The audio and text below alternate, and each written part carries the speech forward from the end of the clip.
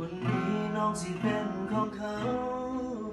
คนที่เหงาก็คงเป็นตัวอายบ่ต้องกลัวน้องด่าไอ้คงบ่ตายเพียงหัวใจหักไผบ่ได้อีกแล้ว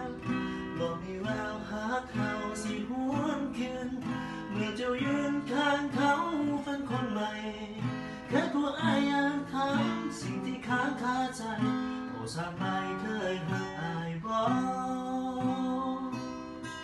อายเฝ้าหาเจ้าจนวันตายเจ้าใจร้ายลืมอายได้ดงคอที่ผ่านมาเคยหักอายบ่น้อง